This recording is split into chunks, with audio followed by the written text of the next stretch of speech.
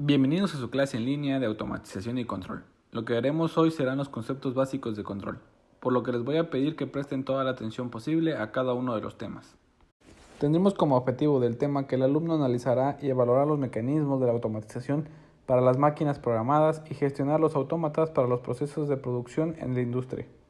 ¿Qué es la automatización y el control? Un sistema de control está definido como un conjunto de componentes que pueden regular su propia conducta o la de otro sistema. La finalidad de un sistema de control es conseguir, mediante la manipulación de las variables de control, un dominio sobre las variables de salida, de modo que éstas alcancen un valor prefijados, con pocas probabilidades de fallos. Los sistemas de controles más modernos en ingeniería automatizan procesos de base a muchos parámetros y reciben el nombre de controladores de automatización programables, PAC. El proceso productivo y los niveles de automatización. En la segunda mitad del siglo pasado se consideraron tres grandes rubros para medir el grado de industrialización de un país. Estos eran industria eléctrica, industria petrolera e industria siderúrgica. Ahora hay que agregar el grado de automatización que tiene la industria de un país para que pueda decir que es industrializado y en qué nivel. Según los expertos en el tema, en la industria pesada, tal como la siderúrgica y la energética, que sería la energía eléctrica y de petróleo principalmente, sus procesos deben estar automatizados cuando menos en un 70% para que puedan considerar como actualizados y cumplan con los estándares de calidad mínimos. Los principales componentes de un sistema automatizado son 1. Proceso a controlar. 2.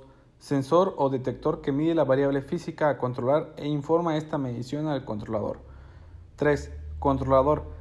Es el cerebro que, de acuerdo a la información enviada por el sensor, toma decisiones para corregir, si este es el caso, a la variable física bajo control. 4. Comparador. Elemento que forma parte del controlador o puede estar fuera de él y compara el valor de la variable física a controlar con el valor que se debe tener y que se denomina referencia, informando esto al controlador. Por último, 5. Actuador. Elemento que recibe las instrucciones del controlador para actuar en un sentido o en otro, y corregir así el valor de la variable a controlar. Por ejemplo, abrir o cerrar una llave para que le fluya más o menos líquido hacia un recipiente. Un sistema automatizado puede ser de lazo abierto o de lazo cerrado. En el primer caso son aquellos en el que la acción de controlar no se relaciona con el resultado final. Esto significa que no hay retroalimentación hacia el controlador para que éste pueda ajustar la acción de control. Un ejemplo simple es el llenado de un tanque usando una manguera de jardín. Mientras que la llave siga abierta, el agua fluirá. La altura del agua en el tanque no puede hacer que la llave se cierre. Sin embargo, cuando usted ve que el tanque está lleno y decide cerrar la llave, está añadiendo el elemento de retroalimentación al circuito, pero en este caso es un circuito cerrado controlado por el hombre. Para el segundo caso, usan retroalimentación desde el resultado final para ajustar la acción de control. En consecuencia, la señal de salida tiene influencia sobre la entrada. Es decir, que si existe una desviación entre la salida real y la deseada, el autómata realizará los ajustes necesarios para aproximarlos lo más posible, ya que aquí sí existe retroalimentación de información. Este tipo de estrategia de control puede aplicarse sea cual sea la variable controlada. La mayoría de los sistemas de control que se desarrollan en la actualidad son de lazo cerrado. Como bien habíamos dicho, los actuadores son elementos que deben estar hechos para soportar condiciones de rudeza, ya que están dentro del proceso mismo, en el cual en ocasiones presenta condiciones duras, tales como procesos de fundición o procesos con ácidos, etc. Dentro de la clasificación de actuadores tendremos actuadores neumáticos e hidráulicos, que son principalmente válvulas neumáticas e hidráulicas que abren o cierran paso de un fluido dentro de una tubería. Los actuadores térmicos, luminosos y dispositivos de visualización. Actuadores térmicos son elementos calentadores que mediante flama o calentamiento eléctrico introducen calor o disminuyen dentro de un proceso. Pueden ser mecheros o resistencias eléctricas. Actuadores luminosos son los elementos que por medio de un circuito electrónico y una pequeña cámara envían una señal luminosa que activará o desactivará un proceso o una parte de él. Actuadores electromagnéticos y piezoeléctricos. El actuador electromagnético, estos dispositivos principalmente son válvulas solenoides que con el nombre lo indican, abren y cierran una abertura colocada en un conducto. Los actuadores piezoeléctricos son dispositivos que están formados por dos placas metálicas con un cristal de cuarzo entre ellas. Al aplicarse una fuerza entre ellas se genera un pequeño voltaje.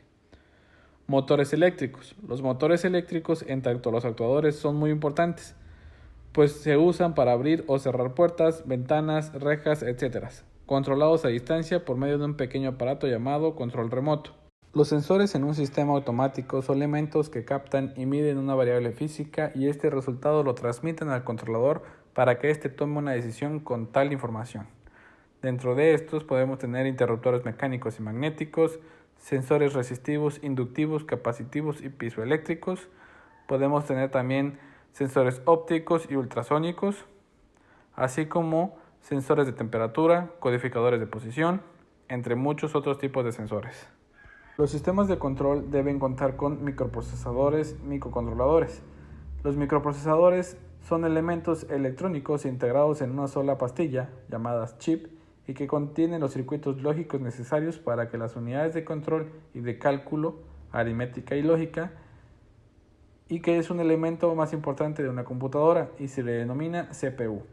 Los microcontroladores contienen además de un microprocesador la unidad de memoria y los dispositivos de entrada y salida, lo cual le permite recoger la información captada en el terreno de proceso bajo control, que le envían a los sensores, pasar dicha información a la unidad de control y de cálculo, que puede tomar decisiones, y enviar las señales necesarias a los elementos de actuadores para corregir, si así se requiere, alguna variable física en el proceso bajo control.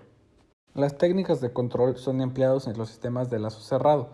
Estos son del tipo continuo y se encargan de modular la señal de control de un sistema en función del error que existe entre el valor medido y el valor deseado.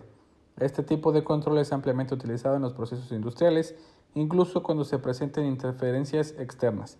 Asimismo, resulta fácil de implementar y puede ser utilizado todo tipo de hardware de manera eficiente debido a que no utiliza muchos recursos. Por otro lado, lo crítico radica en la sintonización, la cual debe realizarse por un experto en proceso y durante alguna prueba en piso. Una vez sintonizado el controlador, no requiere de ajustes adicionales. Dentro de estas tenemos las técnicas de control off-on, proporcional, derivativo, integrativo, proporcional derivativo, proporcional integrativo, proporcional integrativo y derivativo, lógica difusa y redes neuronales. Existen varios métodos de programación de los PLC o de los microcontroladores, pero el que más se ha usado y se usa es el método llamado escalera, el cual consiste en realizar primero la programación del sistema de control de la forma tradicional llamada de escalera, que no es sino que es un diagrama de control electromagnético con relevadores y contactores, y de este diagrama pasar ya a elaborar el correspondiente al PLC. Actualmente existen muchas herramientas para programar sistemas automatizados, pudiendo señalar principalmente los programas Aurora y MATLAB, donde un lenguaje de programación es un lenguaje formal diseñado para expresar procesos que se pueden ser llevados a cabo por máquina, como pueden ser un ordenador. Te invito a seguir el canal y activar la campana de notificaciones para que cuando subamos videos a la plataforma te notifique. Cualquier duda que tengas, déjalos en los comentarios o envía un mensaje al profesor.